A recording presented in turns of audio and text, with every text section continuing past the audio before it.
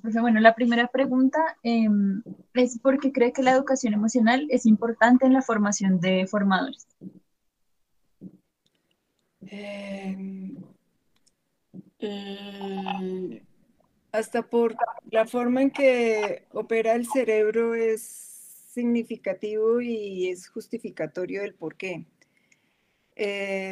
Parte de lo que yo les explico a los estudiantes en teorías es que eh, la parte del cerebro que controla las emociones controla la parte racional, es mucho más fuerte. Eso quiere decir en términos de aprendizaje que lo emocional puede condicionar mi capacidad de aprender y es algo que yo creo que todos hemos experimentado. Si yo me siento inseguro, si tengo miedo, si hay otro tipo de emoción que puede obstaculizar mi razonamiento, mi capacidad de aprender, puedo ser muy inteligente, puedo tener mucha disposición y muchas ganas y medios me doy para aprender, pero no lo logro. Y no es cuestión de inteligencia, es cuestión de que no me siento capaz o que hay algo que está sucediendo en mi mundo psíquico, emocional, que no me deja acceder a esos conocimientos, a esos aprendizajes. Entonces siento que es importante que futuros docentes puedan entender qué es lo que les sucede a sus aprendices cuando están aprendiendo y que no lo clasifiquen como puede suceder la mayor parte de las veces aún hoy, con todas las claridades que tenemos, que terminen poniéndole un adjetivo, metiéndolo dentro de un estereotipo de lento, con retraso, con dificultad para aprender cuando lo que puede tener es una necesidad afectiva, relacional o emocional. Muchas gracias. Segunda pregunta, ¿cómo ha estado presente la educación emocional en su práctica docente? Le hago mucho trabajo al acompañamiento de los practicantes en el aula. Voy escuchándolos bien en cómo se están sintiendo, cuáles son esas dificultades, empezando por las de ellos. ¿Cuáles son sus propias dificultades ahí con los chicos? ¿Qué necesitan a ese nivel? ¿Y cómo pueden manejar y regular las distintas emociones y realidades que viven en el aula? De inseguridad, de miedo, pero también de confianza o de frustraciones a expectativas que se tenían sobre la práctica misma, sobre ellos como docentes. Voy haciendo un acompañamiento individual y grupal cercano y también hago pequeñas formaciones para darles herramientas para que se sientan más seguros de sí mismos a partir de un autodescubrimiento de lo que ellos viven, experimentan en su práctica docente como docentes. Eso, darles elementos para que se conozcan en lo que sí hacen, en lo que sí tienen, en lo que los hizo decir, sí, esto es lo que quiero estudiar y sí, esto es lo que yo voy a ejercer. Vale, profe, y también, pues, en relación con la pregunta anterior, ¿cómo ha influido ya más personalmente en ti la educación emocional, bueno, en la vida académica? Recién salida de psicóloga, yo no me sentía muy segura de qué era lo que iba a hacer ni de cómo ayudar a las personas, a pesar de la formación intelectual que tenía. Sentía que era una cuestión más de confianza en mí misma y busqué ayudas. No tenía la intención de que fuera una terapia como tal, mm, pero encontré un método que me sirve para descubrirme, entender qué me pasa, saber gestionar lo que me pasa y poder vivirme distinto en la realidad. O sea, que lo que terminé descubriendo es que si yo cambio lo que sucede dentro de mí, es muy probable que lo que sucede afuera también empiece a cambiar. Y eso me ha ayudado mucho a sentirme como buscaba inicialmente, mucho más segura de mí, mucho más confiada, mucho más con ganas de hacer las cosas como yo siento que hay que hacerlas, siendo mucho más auténtica también y planeando y ofreciendo lo que yo siento de dentro y creo que les puede ayudar a los futuros docentes. O sea, yo he hecho el trabajo que propongo con otros, lo he hecho conmigo. Y como me ha dado resultado, pues entonces es lo que sigo proponiendo. Vale, profe, muchas gracias. Siguiente pregunta. ¿Podría narrarnos una experiencia significativa, ya sea positiva o negativa, en la cual haya notado la necesidad de integrar la educación emocional en la formación de profesores? Voy a recurrir a referirme más bien a la última práctica, el último grupo, el del año pasado de la práctica pedagógica. Pero en general yo podría decir que es algo que a la mayoría de los grupos con los que he trabajado esto les sirve. Aparentemente, yo puedo terminar muy tranquilo, sí, confiado y seguro porque me saqué muy buena nota en la práctica. Y es verdad porque mi rendimiento, mi desempeño en la práctica fue bueno. Con los chicos, con las profes titulares, en el colegio, en los seminarios, hubo compromiso, hubo responsabilidad, hubo todo esto. Pero volviendo a lo que les decía de cuál es el principio que opera en mí, y es que si yo quiero trabajar bien con los niños, necesito trabajar bien conmigo. La relación con ellos depende de la relación que yo tenga conmigo. Puedo afirmar que ese autodescubrimiento de lo que soy yo como docente me lleva a sentirme mucho más capaz de ejercer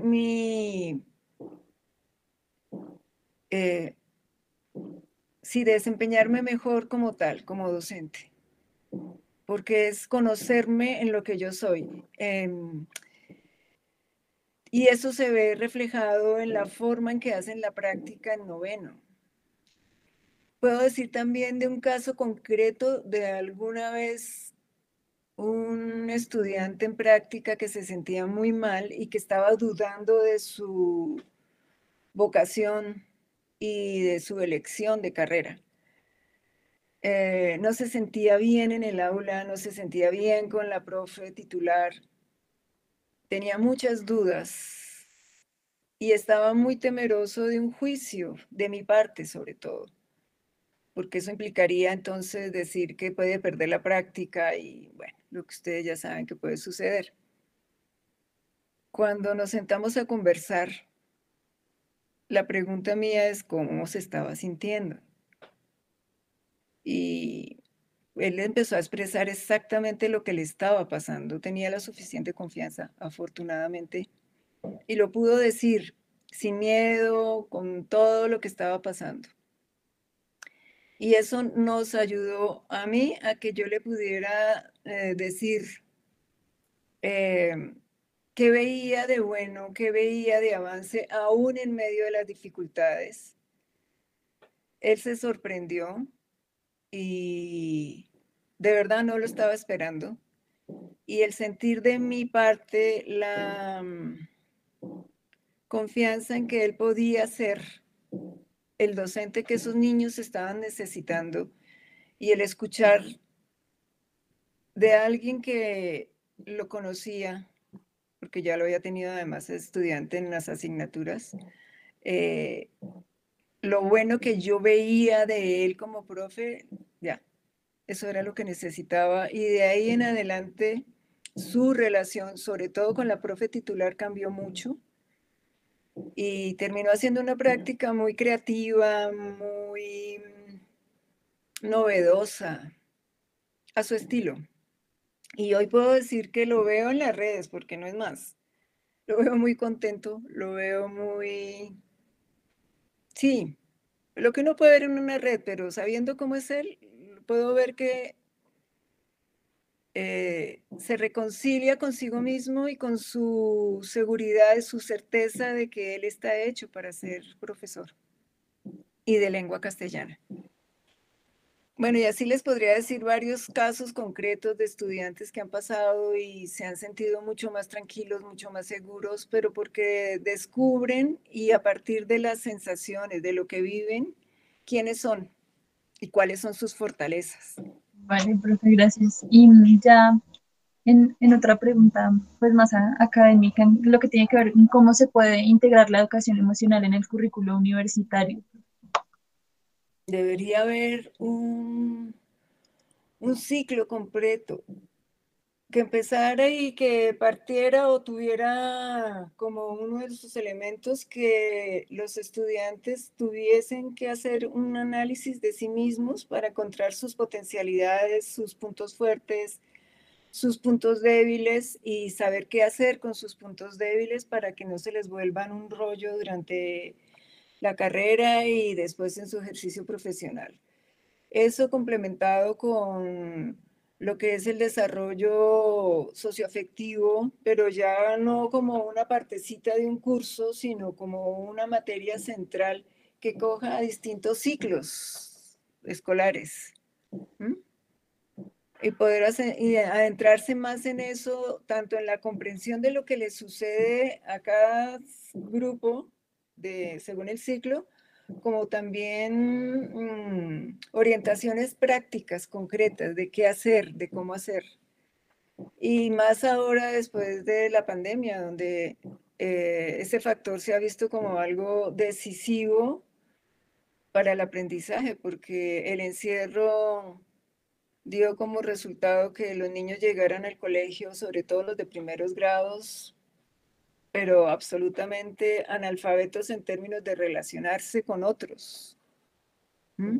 Por el encierro, por la soledad, porque los papás trabajaban, porque los intercambios se redujeron a lo que se pudiera hacer incluso por un celular y en WhatsApp.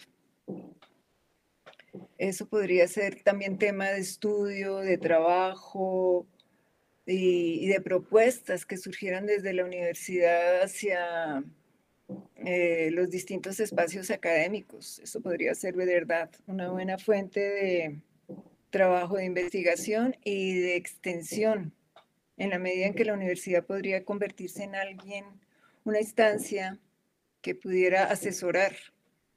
Es mucha la necesidad que hay de eso y podría tener un buen liderazgo. Por ahora lo que hemos hecho y yo lo que hice en algún momento fue electivas,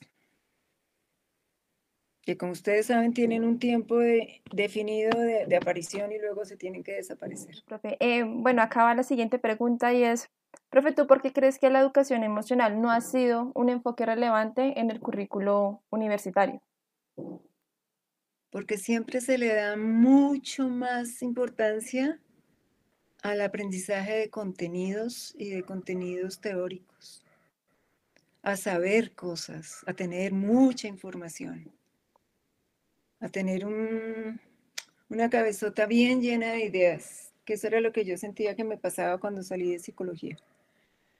Que yo podía saber muchas cosas, pero eso a mí no me garantizaba que yo pudiera tener eficacia a la hora de atender a alguien, porque eso no desplegó en mí cualidades como la empatía, la capacidad de escuchar, la capacidad de acercarme al otro sin juzgarlo, una cantidad de actitudes que uno necesita y que son muchísimo más valiosas que saber muchas cosas o que necesitan tenerse para que se complementen mutuamente. Pero en la academia lo general es que uno le dé mucho más énfasis a saber, como si el saber te garantizara y te garantizara algo que desde hace ya un tiempo se está hablando y es la inteligencia emocional. Y eso no es cierto. Tú puedes saber mucho y saber mucho de pedagogía y eso no te hace un buen profesor. Profe, y pues digamos que nosotras nos preguntábamos, ¿cuáles podrían ser las estrategias que puedan contribuir a la educación emocional en los profesores, en la formación específicamente de nuestro proyecto curricular y de la universidad? Como tú ya decías, digamos que se está haciendo un trabajo por medio de electivas, pero pues que son espacios que no están disponibles para todos los estudiantes. Entonces, no sé qué otras estrategias podrían proponerse en el currículo de la licenciatura como para, digamos, tener un foco, el foco que se merece y el foco que debería tener la educación emocional. Les diría que hubo un avance en años de aceptar, por lo menos de empezar por aceptar que lo emocional debería tener algún espacio hasta en los trabajos de grado. Yo me acuerdo que hace unos 4, 5, 6 años hablar de lo emocional en lengua castellana era imposible. Tesis sobre eso no existían y cuando uno las formulaba se las rechazaban. Porque no, o sea, eso no era el tema de un trabajo de investigación de grado en lengua castellana y ni siquiera por el lado de las humanidades. Y hace un año y medio llegaron 2 chicas diciéndome que tenían un trabajo sobre emociones. Ellas querían, ay, ya no me acuerdo cómo era exactamente la expresión que ellas tenían. Educación emocional, algo así creo que era lo que querían desarrollar y yo. ¿Ustedes están seguras de que eso se los van a aprobar? Profe, ya la aprobaron. Lo que estamos esperando es que usted diga que sí. Y yo quedé aterrada porque dije, no, eso sí ya fue el cambio, el cambio, el cambio. Y ahora hay muchas más tesis sobre la parte emocional. De hecho, ustedes están haciéndome una entrevista sobre esto. O sea, ¿ya ha habido un avance, una ganancia? Sí. Ahora que estamos crudos todavía como para dar el paso y en la línea de lo que ustedes estaban preguntándome con los profes. Los profes pueden saber que eso se necesita y hay algunos que ya también están optando por hacer algo con esto. Pero lo mismo que pasa en psicología pasa mucho en la docencia y es que uno cree que con saber cosas en su cabeza sobre lo que hay que saber, ya, lo resolvió. Y no, eso no es cierto. Ni para un psicólogo, ni para un educador. Tú necesitas hacer un trabajo contigo mismo, porque tú no puedes llevar a nadie más lejos de lo que tú vas. Y tú puedes tener eso de memoria en tu cabeza y puedes decirlo muy bonito, pero no lo vives, no eres testimonio de lo que estás diciendo. Y si no eres testimonio de lo que estás diciendo, no vas a ayudar a que la gente realmente se forme y transforme y pueda hacer algo distinto, real y efectivo en un aula de clase. Tú tienes que empezar por ti mismo. O sea, los profes incluso tendrían que empezar por ellos mismos también. Pero también sí, y eso abriría un espacio para que se dieran estas asignaturas o estrategias pedagógicas con los estudiantes y más con los de licenciatura que van a tener niños a su cargo. Entonces, ¿tú cómo crees que la educación emocional transforma la relación con el aprendizaje en el contexto ya propiamente universitario? Yo te voy a decir algo y lo digo por experiencia propia. Yo me considero una mujer inteligente para lo que yo hago, para lo que a mí me gusta y para lo que descubrí que es mío. O sea, yo no puedo ser inteligente en todo, yo no soy inteligente en lingüística, esas no son mis áreas.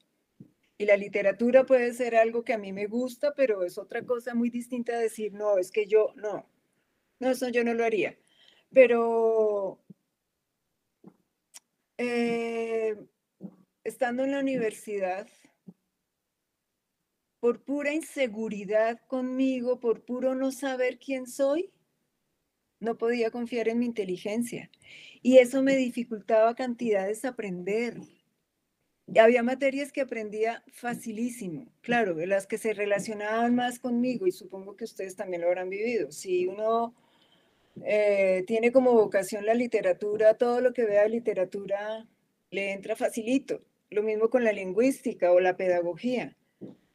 Pero en la medida en que yo he sido mucho más consciente de quién soy, de cuáles son mis fortalezas, de cuáles son mis capacidades y creo en ellas, uy, ustedes no saben lo inteligente que me he vuelto. Es la misma inteligencia de siempre, pero es mucho más lúcida, mucho más despierta y la disfruto más. Y todo fue porque cambié la forma en que me relaciono conmigo, la forma en que me veo a mí misma y que creo en mí. Parecen frases de cajón de eso mucho que se está oyendo ahora en todas partes, pero es verdad. O sea, y lo mismo yo sé que les pasa a los chicos, a ustedes como estudiantes universitarios y mucho más a los niños. Un niño que confía en sí mismo es un niño que puede aprender lo que sea, que no tiene límites para aprender, pero necesita que le llegue esa fe de un adulto que a su vez ha confiado tanto en sí mismo que le puede transmitir ese gusto a él y esa fe en él y se la despierta. Y cuando le despierta esa fe en ese niño a él mismo, ese niño no tiene límites. Y ustedes, estas generaciones son prueba de eso, porque son generaciones mucho más seguras, mucho más atrevidas, se lanzan, estudian lo que quieren, viajan, hacen una cantidad de cosas que nuestras generaciones no hacían así como tan libres, tan sencillamente. Vale, profe, gracias. Bueno, por último, profe, en respuestas anteriores nombrabas a la escucha, entonces nos parece pues importante y es un tema central en nuestra investigación, es cómo cree que se relaciona la escucha con la educación emocional. Es fundamental, es fundamental. Hay dos cualidades que yo siento que van unidas y que se requieren la una a la otra, la escucha y la empatía. Que tú tengas la capacidad de estar atento a lo que al otro le está pasando, qué es lo que el otro está sintiendo, y puedas tener esa capacidad de escucharlo más allá de las palabras, más allá de lo evidente, de lo que tú crees, que tus principios, tus ideas, tus prejuicios, lo que ya sabes sobre el otro no pesen tanto como lo que puede decirte el otro en esos acercamientos más humanos, más, y por eso también la presencialidad es tan importante, porque así tú puedes sentir al otro, escuchar al otro desde lo que no dice, y como docente eso es clave para poder saber qué es lo que le puede ayudar a un niño, emocionalmente, pedagógicamente y para el aprendizaje. Necesitas estar al tanto. Y también para gestionar cosas. Ese es el principio. Escuchar y poder tener esa capacidad de escuchar desde lo que sientes que el otro está sintiendo y hacer una muy buena lectura de eso que estás recibiendo desde tu sensibilidad.